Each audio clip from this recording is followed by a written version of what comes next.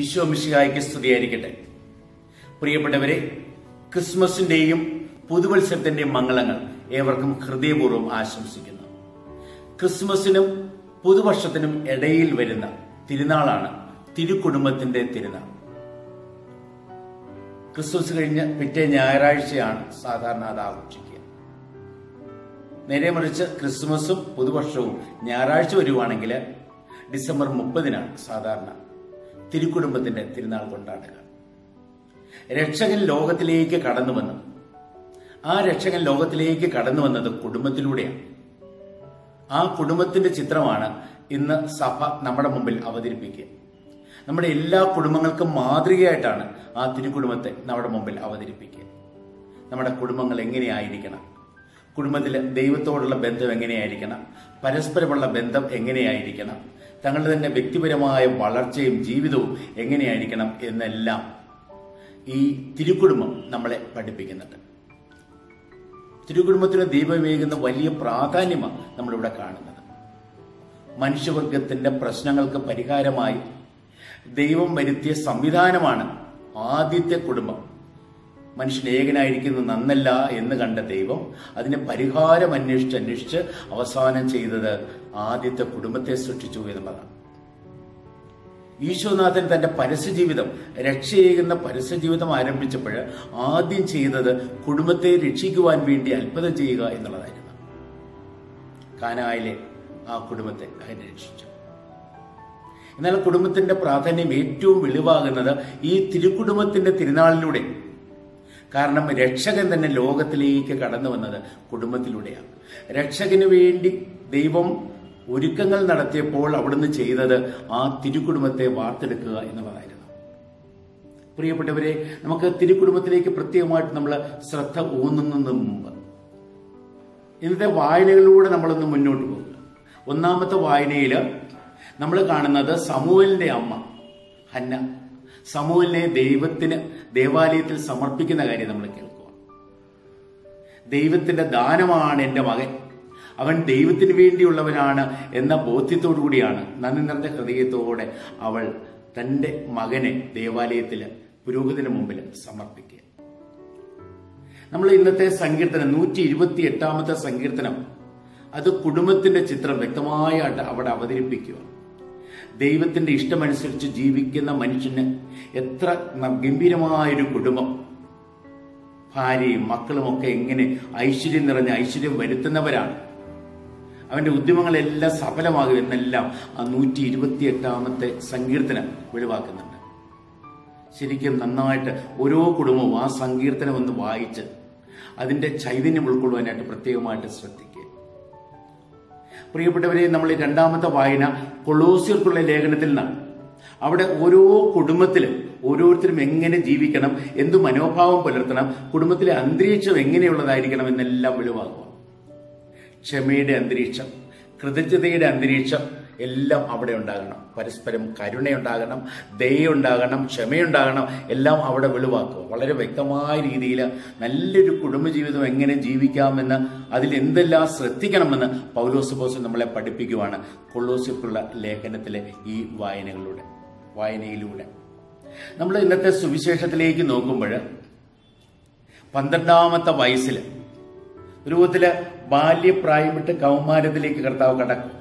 12-ാമത്തെ വയസ്സിൽ തങ്ങളുടെ മകനെ നഷ്ടപ്പെട്ടു എന്ന് കണ്ട് യോസേപ്പിതാവും മാതാവും ചേർന്ന് ഈശോയെ തേടി കണ്ടെത്തുന്ന അനുഭവം. ലൂക്കായുടെ സുവിശേഷത്തിൽ ഈ ഒരു സംഭവം ലൂക്കായുടെ സുവിശേഷത്തിൽ മുഴുവനും വെളിപ്പെടുന്ന ഈശോയുടെ ചരിത്രം മുഴുവനും വെളിവാക്കുന്നുണ്ട്. ജെറുസലേമിലേക്ക് പോകുന്നു, ജെറുസലേമിൽ നഷ്ടപ്പെടുന്നു അല്ലെങ്കിൽ കൊല്ലപ്പെടുന്നു, എന്നിട്ട് 3-ാം ദിവസവും ഉയർക്കുമ്പോൾ ശിഷ്യന്മാർ അവനെ കണ്ടെത്തുന്നു. ആ ഒരു അനുഭവത്തിന്റെ ഒരു മുൻ ആസ്വാദനം പോലെയാണ് ദേവാലയത്തിൽ ജെറുസലേമിൽ പോയപ്പോൾ അവിടെ കർത്താവിനെ നഷ്ടപ്പെട്ടു പോയ അനുഭവം, എന്നിട്ട് 3-ാം ദിവസം കർത്താവിനെ കണ്ടുമുട്ടുന്ന അനുഭവം. പ്രിയപ്പെട്ടവരെ, ആ തിരുക്കുടുംബത്തിന്റെ ചിത്രം അവിടെ അവതരിപ്പിക്കുമ്പോൾ നമ്മുടെ ശ്രദ്ധയിൽ വരേണ്ട ചില കാര്യങ്ങൾ നമ്മുടെ ശ്രദ്ധയിൽപ്പെടുത്തും. ഒന്നാമത്തേതുണ്ടല്ലോ, ആ കുടുംബത്തിന്റെ അടിസ്ഥാനം ദൈവം തന്നെയായിരുന്നു.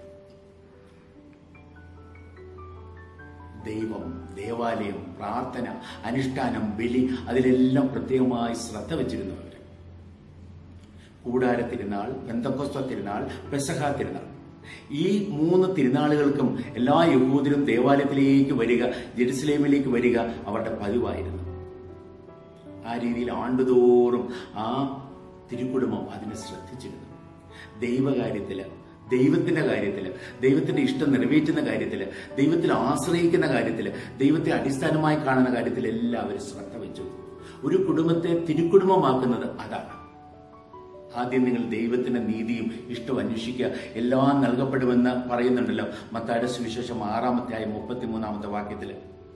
അത് ശരിക്കും നിറവേറ്റിയവരാണ് തിരുക്കുടുംബത്തിലെ ഓരോ അംഗവും. അവര് ദൈവത്തിൽ പൂർണ്ണമായും ആശ്രയിച്ചു, ദൈവത്തിന്റെ ഇഷ്ടമറിഞ്ഞ് അത് നിറവേറ്റുവാനായിട്ട് ശ്രദ്ധ വെച്ചു, ദൈവത്തിൻ്റെതായി ജീവിക്കുവാനായിട്ട് അവർ പ്രത്യേകമായിട്ട് പരിശ്രമിച്ചു. യൗസേപ്പ് പിതാവ് നമുക്കറിയാം.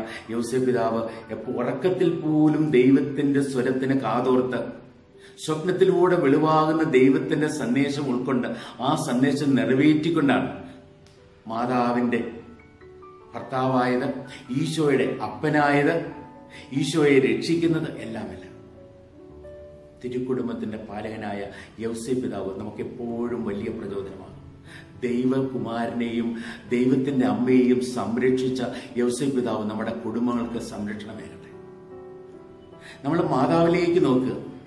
ദൈവത്തിന്റെ ഇഷ്ടത്തിന് തന്നെ പൂർണ്ണമായി സമർപ്പിച്ചപ്പോഴാണ് അവൾക്ക് ഈശോയെ ഗർഭം ധരിക്കുവാൻ സാധിച്ചത്.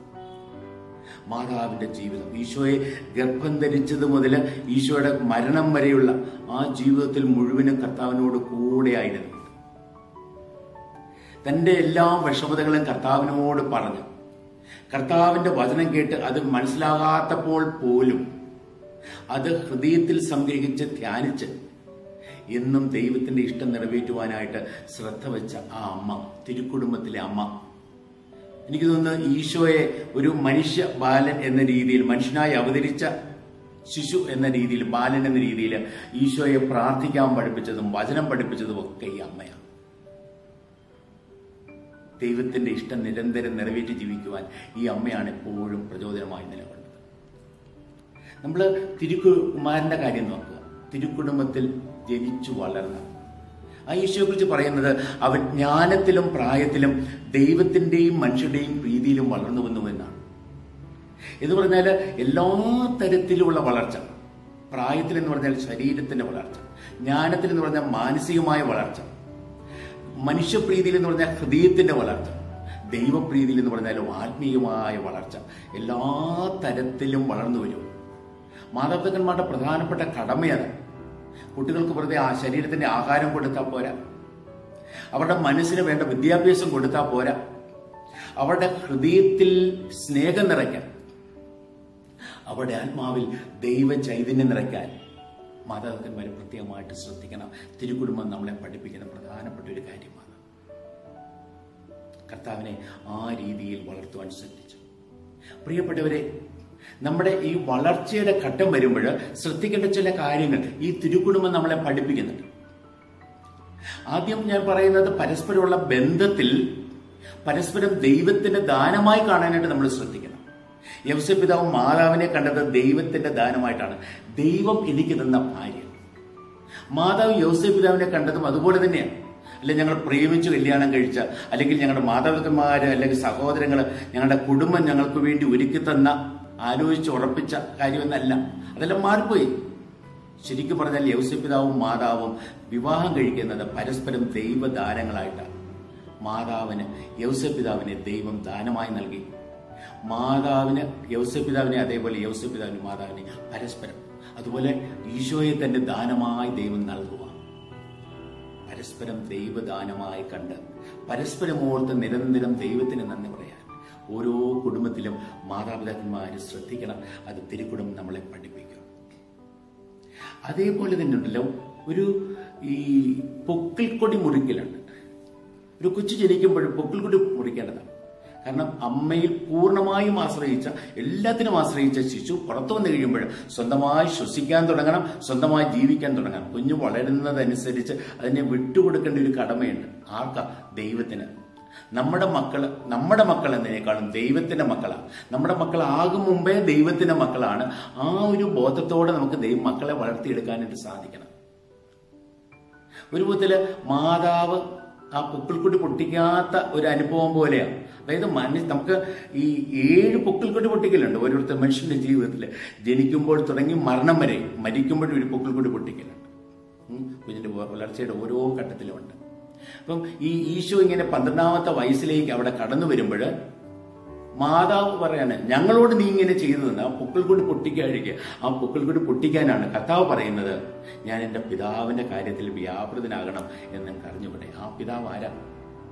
ആ പിതാവിന്റെ കരങ്ങളിലേക്ക് തന്നെ ഈശോ സമർപ്പിക്കുന്നത്. പ്രിയപ്പെട്ടവരെ, അങ്ങനെ ആ രീതിയിൽ തങ്ങളുടെ മകനെ ദൈവത്തിന്റെ മകനായി ദർശിച്ച് ആ മകനായി വളർത്തിയെടുക്കുക, ആ വലിയ കടമ തിരുക്കുടുംബം നമ്മളെ ഓർമ്മപ്പെടുത്തുക. നമുക്ക് തിരുക്കുടുംബത്തിൽ നിന്ന് നന്നായി പാഠം പഠിക്കാം. തിരുക്കുടുംബം എങ്ങനെ ദൈവത്തെ ആധാരമാക്കി ദൈവത്തിന് മുഖ്യസ്ഥാനം കൊടുത്ത് ജീവിച്ചു, അതേപോലെ പ്രിയപ്പെട്ടവരെ നമ്മുടെ കുടുംബത്തിലും ദൈവത്തിന് മുഖ്യസ്ഥാനം കൊടുത്ത് ദൈവത്തോട് നിരന്തരം ആലോചന നടത്തി ദൈവത്തിന്റെ ഇഷ്ടം നിറവേറ്റി ദൈവത്തിന്റെ കണ്ണിലൂടെ എല്ലാവരെയും നോക്കിക്കണ്ട് ദൈവത്തിന്റെ ദാനമായി എല്ലാവരെയും ദർശിച്ച് ജീവിക്കുവാനായിട്ട് നമുക്ക് ശ്രദ്ധിക്കാം. അതേപോലെ പരസ്പരമുള്ള ബന്ധത്തിൽ ഇന്നത്തെ 2ാമത്തെ വായനയിൽ പറയും പോലെ പരസ്പര വിനയം, ക്ഷമ, സ്നേഹം, പരസ്പരം ഓർത്തുള്ള ഒരു നന്ദി, സ്നേഹം, കൃപയെല്ലാം അത് നമുക്ക് നമ്മുടെ ജീവിതത്തിൽ പാലിക്കാം. പരസ്പരമുള്ള ബന്ധത്തിൽ പാലിക്കാനായിട്ട് ശ്രദ്ധിക്കുക. പരസ്പരം ദൈവത്തെ ദർശിക്കുക. നീ എന്റേതെന്നതിനേക്കാളും ദൈവം തന്ന ദാനം എന്ന രീതിയിൽ പരസ്പരം ഓർത്ത് സന്തോഷിക്കുക. ഞാൻ എനിക്ക് വേണ്ടിയല്ല, അല്ലെ നീ എനിക്ക് വേണ്ടിയല്ല, ഞാൻ നിനക്ക് വേണ്ടിയാണ് എന്നൊരു ബോധത്തോടെ. അത് യൗസപിതാവാകട്ടെ, മാതാവാകട്ടെ, ഈശോയാകട്ടെ, ഓരോരുത്തരും ജീവിച്ചത് അങ്ങനെയാണല്ലോ. they were people for others, മറ്റുള്ളവർക്ക് വേണ്ടിയുള്ളവരും. ആ രീതിയിൽ നമുക്ക് ജീവിക്കാൻ ശ്രദ്ധിക്കാം. അതേപോലെ വ്യക്തിപരമായ ജീവിതത്തിൽ നല്ല വ്യക്തിത്വത്തിന്റെ ഉടമകളായി, ആരോഗ്യം നിറഞ്ഞവരായി, കൃപ നിറഞ്ഞവരായി ദൈവത്തെ മഹത്വപ്പെടുത്തി ജീവിക്കുവാൻ നമുക്ക് ശ്രദ്ധിക്കാം. അതിനുവേണ്ട കൃപ ദൈവം നമുക്ക് എല്ലാം ഏകട്ടെ. തിരുക്കുടുംബത്തിന്റെ ചൈതന്യം നമ്മുടെ ഓരോ കുടുംബത്തിലും നിറയട്ടെ. തിരുക്കുടുംബം ഒത്തിരി പ്രശ്നങ്ങളുണ്ടായിരുന്നു. എല്ലാത്തിനെയും അതിജീവിച്ച് മുന്നേറിയത് അവരുടെ ദൈവാശ്രയ ബോധം മൂലമാണ്. നമുക്ക് ദൈവത്തിൽ ആശ്രയിച്ച് പ്രശ്നങ്ങളെ തരണം ചെയ്ത് ഐശ്വര്യപൂർണമായ അനുഗ്രഹം നിറഞ്ഞ കുടുംബജീവിതങ്ങൾ ജീവിക്കാം. അതിന് ദൈവം നമ്മെ അനുഗ്രഹിക്കട്ടെ.